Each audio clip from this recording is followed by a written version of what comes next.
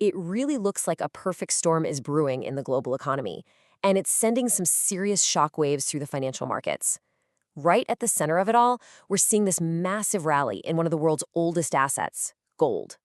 So let's get into it and break down exactly why this is happening.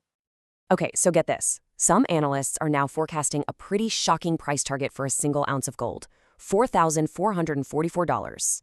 Now, whether you think that's completely crazy or not, a number that big forces us to ask a much bigger question. Oh, and before we go any further, please don't forget to subscribe to my channel, turn on notifications, and share and like my videos. This is not investment advice. Thank you. So, is this just some wild forecast, or is it actually a massive warning sign for the entire global economy? The evidence we've been looking at really points to some major, fundamental shifts that are happening as we speak. Let's unpack the forces that are driving this potential surge. All right, so where does this all start? Well, the most immediate catalyst is a pretty surprising and honestly a very rapid pivot from the U.S. Central Bank, the Federal Reserve. What's so wild about this is just how fast they flipped. I mean, not that long ago, the Fed was a hawk, right? They were all about fighting inflation, no matter the cost, with high interest rates. But now, they're sounding like a dove.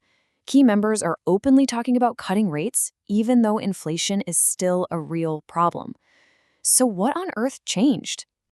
To put it simply, fear. The source material suggests the Fed is absolutely terrified of a stock market crash. And you can see why.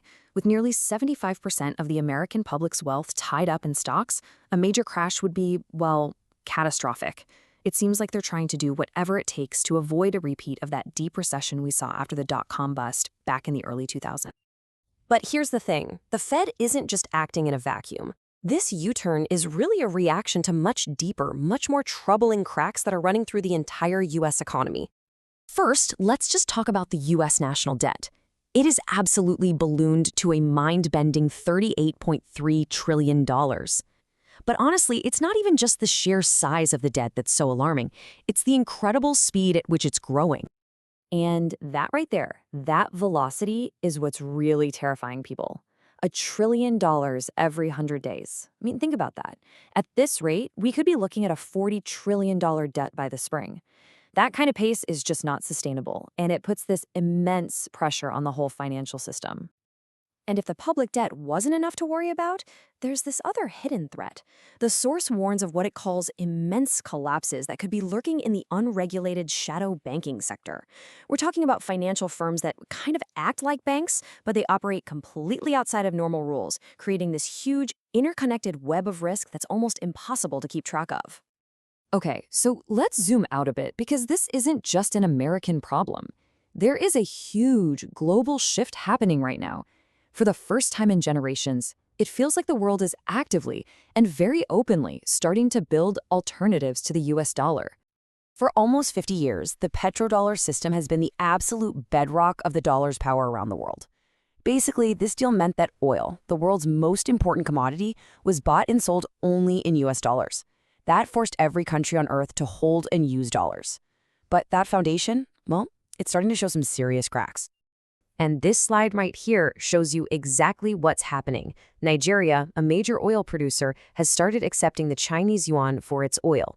This is a direct challenge to the dollar's dominance. The source even calls this America's most terrifying nightmare, because if that petrodollar system falls apart, a key pillar of U.S. economic power could crumble with it. So on top of all these economic pressures, the whole geopolitical landscape is just becoming more and more volatile.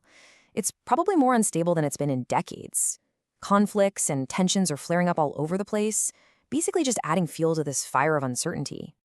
The sources we looked at are pointing to 3 critical hotspots: potential U.S. military action in Venezuela, the escalating war in Ukraine, and of course, the simmering tensions over Taiwan.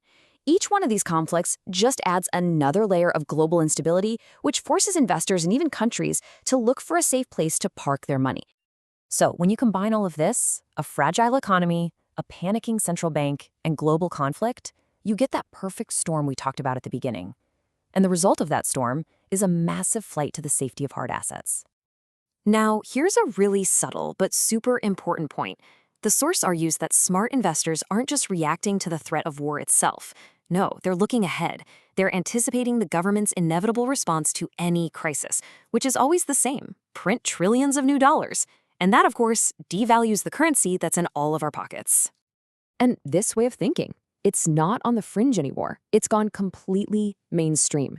According to the source, even portfolio managers, who not too long ago were dismissing gold as a useless asset, are now telling their clients to hold at least 15% of their portfolio in it. That is a huge reversal, and it's a clear sign of a major shift in how the market thinks. So what's the big takeaway here?